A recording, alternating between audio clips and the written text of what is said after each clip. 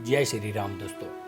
राम सेतु श्री राम और माँ सीता के पवित्र प्रेम की निशानी। रामायण सच में हुई थी, ये उसका सबसे बड़ा प्रमाण है। राम सेतु जिसे काफी नामों से जाना जाता है, कुछ लोग इसे नल सेतु बोलते हैं तो वही कुछ लोग इसे एडम्स ब्रिज भी कहते हैं। विवादों से भरा ये सेतु जिस पे काफी सवाल उठते हैं कि यह मानव निर्मित है या प्राकृतिक है। इस्लाम में कहा जाता है कि इस ब्रिज को आदम ने क्रॉस किया था, तो वही दूसरी तरफ क्रिश्चियनिटी में आदम एडम में बदल जाता है। बाकी स्टोरी सेम रहती है। अब्राहमिक धर्मों में इस ब्रिज की अलग अलग व्याख्या की गई है और वही दूसरी तरफ सनातन संस्कृति में इसकी अलग ही मान्यता है। आज इस वीडियो में हम इसके ऑथेंटिक फैक्ट्स और नई साइंटिफिक रिसर्च की मदद से ये बताएंगे कि ब्रिज प्राकृतिक है या मैन मेड।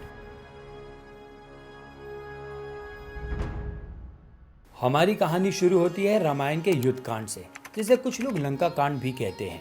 ये वाल्मीकि रामायण के सर्ग यानी कि चैप्टर 22 में मेंशन्ड है। हम अपने रेफरेंस के लिए वाल्मीकि रामायण का उपयोग करेंगे, जो कि सबसे ऑथेंटिक रामायण मानी जाती है। वाल्मीकि रामायण के सर्ग 22वें में श्लोक 1 से लेकर 87 तक राम सेतु बनने की पूरी घटना का जिक्र है। कैसे श्री राम ने अपनी वानर सेना की मदद से इसे बनाया और कैसे इस पुल को बनाने की कमान नल और नील को दी गई, जो कि वास्तुकार यानी आर्किटेक्ट के भगवान विश्वकर्मा के बेटे थे। नल, नील, आज्ञा प्रभु, हमें आशीर्वाद दीजिए। समस्त वानर दल की सहायता से सेतु बांधने का निर्माण कार्य आरंभ कर दे। ये सेतु करीब 100 योजन लंबा है। इतना लंबा होने के बावजूद भी महज 5 दिन में बनकर तैयार हो गया ये पुल, जिसपे श्री राम, लक्ष्मण और उनकी पूरी वानर सेना लंका को प्रस्थान करती है। हजारों सालों से ये सेतु रामायण की गाथा संभाली हुई है, लेकिन आज के जमाने में दुनिया इसे राम सेतु नहीं बल्कि एडम्स ब्रिज के नाम से जानती है। लेकिन ऐसा क्यों? एक सेकेंड। ये तब होता है जब बाहर के कुछ लोग हमारी संस्कृति का पुनर्लेखन करते हैं और उसे अपना बनाने की कोशिश करते हैं। इतिहास में लोगों ने इस ब्रिज को कई नामों से पुकारा है। कई हिस्टोरियंस और कई ट्रैवलर्स की किताबों में इसका जिक्र आता है। दोस्तों, 850 AD में एक पर्शियन जियोग्राफर इब्न खुर्दाद अपनी किताब Books of Roads and Kingdoms में राम सेतु का जिक्र करते हैं और इसे ब्रिज ऑफ द सी का नाम देते हैं। उसके बाद 1747 में डच कार्टोग्राफर ने राम सेतु के आसपास का नक्शा बनाया, जो कि तांजोर सरस्वती लाइब्रेरी में मौजूद भी है, जिसमें उन्होंने इस जगह को राम कॉइल बताया है, जिसका मतलब होता है रामास टेम्पल। मुगलों के ज़माने में भी जे रेनल ने यहाँ का नक्शा बनाया था और वो इस जगह को एरिया ऑफ द रामास टेम्पल का नाम देते हैं। फिर फाइनली 1804 में एक ब्रिटिश कार्टोग्राफर ने इसका नाम एडम्स ब्रिज रख दिया। इससे पहले भी अल्बेरुनी की किताबों में हमें एडम्स ब्रिज का जिक्र मिलता है। इतने सारे फॉरेन ट्रैवलर्स ने इस ब्रिज के बारे में लिखा है, लेकिन किसी ने भी इसके लिए राम सेतु शब्द का प्रयोग नहीं किया। अगर हम राम सेतु की ज्योग्राफी देखें तो ये भारत के धनुषकोडी और श्रीलंका के मन्नार आइलैंड के बीच बना है। इसके नॉर्थ में बे ऑफ बंगाल है और साउथ में इंडियन ओशियन है। अगर हम इसे सैटेलाइट इमेज से देखें तो हमें छोटे बड़े टापू से बनी एक धुंधली से पुल जैसी संरचना नजर आती है। अब ये तो पुल पानी में डूब गया है, लेकिन हमेशा से ऐसा नहीं था। हिस्टोरिकल रिकॉर्ड्स की बात करें तो 15वीं सेंचुरी तक सेतु पानी के ऊपर था और इसकी मदद से लोग भारत और श्रीलंका के बीच की यात्रा बड़ी आसानी से कर लेते थे। लेकिन 1480 में एक बड़े साइक्लोन के कारण ये पानी में सबमर्ज्ड हो गया। ऐसा ही एक साइक्लोन 1964 में भी आया था, जिसके कारण ये स्ट्रक्चर डैमेज हो गया और पानी में डूब गया। नासा की रिलीज हुई सैटेलाइट इमेज से मिली इंफॉर्मेशन हमें ये बताती है कि जिस पत्थर से सेतु बना है उसके नीचे की परत सैंडबार यानी रेती की है। इंडिया से श्रीलंका को ज्वाइन करने वाले इस विशाल सेतु को अगर हम जरा गौर से देखें तो हमें पता चलेगा कि इसका काफी हिस्सा डूब गया है और पानी के ऊपर 15 से 20 छोटे बड़े टापू उभरे हुए हैं, जो ज्यादातर सैंडबार से बने हुए हैं। जब जियोलॉजिस्ट ने इस पत्थर और उसके नीचे की रेत की डेटिंग की तो उन्हें पता लगा कि ये पत्थर के नीचे की रेत वो तो करीब 4000 साल पुरानी है, लेकिन जो ये पत्थर है वो 7000 से 8000 साल पुरानी है। इस बात से हमें ये तो पता चल गया कि ये पत्थर मूलतः यहाँ की नहीं है। मानो ऐसा लगता है कि पत्थरों को कहीं और से यहाँ लाकर रखा गया है। ये एक बड़ा प्रूफ है जिससे ये पता चलता है कि कहीं ना कहीं ये एक मानव द्वारा बनाया गया पुल है। अगर आपने रामायण देखी या पढ़ी है तो आपने ये जरूर सुना होगा कि जिस पत्थर से राम सेतु का निर्माण हुआ था वो पानी पर तैर सकता है। लेकिन क्या ये बात वाकई में सच है?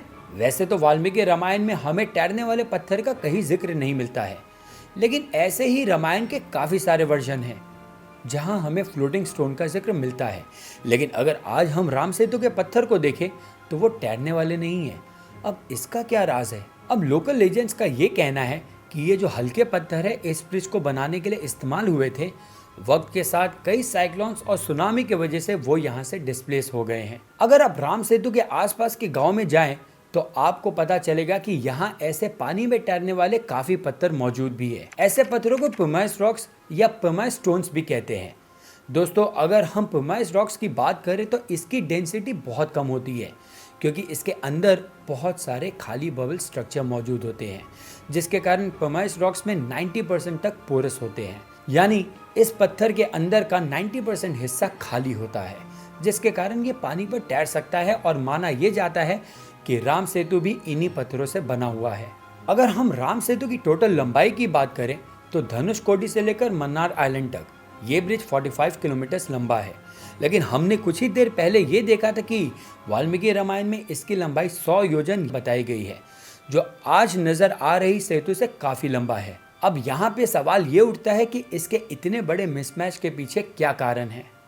धनुषकोडी जो आज तक हम सोचते आ रहे हैं कि ये राम सेतु के निर्माण का स्टार्टिंग पॉइंट है, एक्चुअली में ऐसा है नहीं। इस इलाके में कई सालों से रह रहे लोकल लोगों से हमें ये पता चला कि धनुषकोडी नहीं बल्कि इसके करीब 80 किलोमीटर वेस्ट में स्थित सेतु कराई राम सेतु का स्टार्टिंग पॉइंट है, जहां श्री राम ने सेतु पर अपने पहले कदम रखे थे।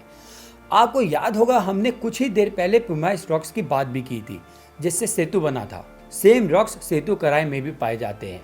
अब अगर हम इन सारी कड़ियों को जोड़े तो हमें एक ही तरफ ले जाती है कि ये राम सेतु मैन मेड है, लेकिन कुछ लोग अभी भी इसे प्रकृत मानते हैं। आइए इसको जरा संक्षेप में समझते हैं कि राम सेतु प्रकृत है या मैन मेड। इसके दो पक्ष है। पहला पक्ष तो हमने आपको विस्तार में समझा लिया। पुरानिक ग्रंथों से लेकर साइंटिफिक फैक्ट तक सभी यही इशारा करते हैं कि इसको किसी इंसान ने बनाया है। वहीं दूसरी तरफ कुछ साइंटिस्ट का ये मानना है कि ये नेचुरल भी हो सकता है। एक्चुअली 2020 में वर्ल्ड रिसोर्सेस इंस्टीट्यूट के साइंटिस्ट राज भगत पिलानी ने जीआईएस और रिमोट सेंसिंग से ये पता लगाने की कोशिश की कि पुल प्रकृत है या मैन मेड। राज भगत बताते हैं कि पल की खाड़ी और मन्नार की खाड़ी की लहरें रेत के टीलों का निर्माण करती है और बिगाड़ती है, जो दूर से देखने पर पुल जैसा प्रतीत होता है। यानी अगर राज भगत की स्टडीज को माने तो ये पुल प्रकृत भी हो सकता है। हालांकि वहाँ पे पत्थर इतनी मात्रा में कैसे है ये उनके बारे में उन्होंने ज़्यादा जानकारी नहीं दी, और वो ये भी ऐड करते हैं कि पल की खाड़ी और मन्नार की खाड़ी की लहरों का टकराव बंद हो तो इसे और स्टडी किया जा सकता है। अब इनकी आधी अधूरी रिसर्च से ये पुल प्राकृतिक है ऐसा तो साबित नहीं होता। दोस्तों, हमारी इंडियन गवर्नमेंट ने पास्ट में भी इस सेतु को तोड़कर यहाँ एक ब्रिज बनाने का प्रपोजल दे चुकी है, और इस प्रोजेक्ट का नाम है सेतु समुद्रम प्रोजेक्ट। ये प्रोजेक्ट का मेन मकसद है इंडिया के वेस्ट कोस्ट और ईस्ट कोस्ट को कनेक्ट करना। अगर हम अभी की बात करें तो हमें वेस्ट से ईस्ट जाना है तो हमें श्रीलंका क्रॉस करके जाना पड़ता है, लेकिन सेतु समुद्रम प्रोजेक्ट राम सेतु को तोड़कर इसके बीच से रास्ता निकालेगा। इस कमेटी का काम ये देखना था कि क्या हम सेतु समुद्रम प्रोजेक्ट बना सकते हैं भी या नहीं। इस कमेटी की रिपोर्ट के बाद 1999 में एनडीए गवर्नमेंट ने अनाउंस कर दिया कि हम ये प्रोजेक्ट बना रहे हैं। 2001 में सेतु समुद्रम प्रोजेक्ट के रिसर्च के लिए पैसा भी एलोकेट कर देती है गवर्नमेंट। पर जब फाइनली 2005 की मनमोहन लेड यूपीए गवर्नमेंट आती है, उन्होंने प्रोजेक्ट का इनॉग्रेशन किया तो कुछ एनवायरमेंटल ग्रुप्स ने, हिंदू ग्रुप्स ने इसका काफ़ी विरोध किया। हिंदू ग्रुप्स का ये कहना था कि आप हमारे इतने महत्वपूर्ण स्मारक को तोड़ने की सोच भी कैसे सकते हैं। तो वही दूसरी तरफ एनवायरमेंटल ग्रुप्स का ये कहना था कि इस प्रोजेक्ट से यहाँ के जीव जंतु और बायोडाइवर्सिटी नष्ट हो जाएगी। इन सभी ऑपोजिशन के बाद गवर्नमेंट ने इस प्रोजेक्ट को कुछ टाइम के लिए होल्ड पे रख दिया। 2013 में कमेटी ने बोला कि ये प्रोजेक्ट एनवायरनमेंट और इकोलॉजी के नजरिए से बिल्कुल भी वायबल नहीं है। दोस्तों, हमारी इंडियन गवर्नमेंट राम सेतु के रिसर्च की ज्यादा परमिशन नहीं देती है। इसका कारण ये है कि ये जगह एक बायोस्फीयर रिजर्व है जहां कई प्रकार के जीव जंतु और पेड़ पौधे पाए जाते हैं, लेकिन इस जगह के हिस्टोरिकल इम्पोर्टेंस को देखते हुए कुछ रिसर्च मिशन गवर्नमेंट ने अप्रूव किए हैं। नेशनल इंस्टीट्यूट ऑफ ओशियनोग्राफी ने राम सेतु की रिसर्च का जिम्मा लिया है, जो अंडर वाटर ड्रिलिंग की मदद से यहाँ के पत्थर और रेत को स्टडी कर रही है। जैसे जैसे रिसर्च आगे बढ़ रही है, हम सच्चाई की तरफ बढ़ते जा रहे हैं, या मैं यूँ कहूँ कि हम अपनी संस्कृति की तरफ बढ़ रहे हैं। राम सेतु, जिसे आज तक न जाने कितने लोगों ने महज एक मिथ कहकर नकार दिया, वो आज एक असलियत बनकर उभर रहा है। ये पुल प्रमाण है हमारे गौरवशाली इतिहास का। ये पुल प्रमाण है हमारे श्री राम का। ये पुल प्रमाण है हमारे रामायण का। और वो दिन दूर नहीं जब इस बात को हमारे साथ पूरी दुनिया भी मान लेगी। दोस्तों, आज का वीडियो यही समाप्त करते हैं। अगर आपको वीडियो पसंद आई हो तो मेरे चैनल को लाइक, शेयर और सब्सक्राइब करना ना भूलें। मैं मिलूंगा आपसे एक ऐसे ही इंटरेस्टिंग वीडियो के साथ। तब तक के लिए स्टे सेफ, स्टे हेल्दी। जय श्री राम।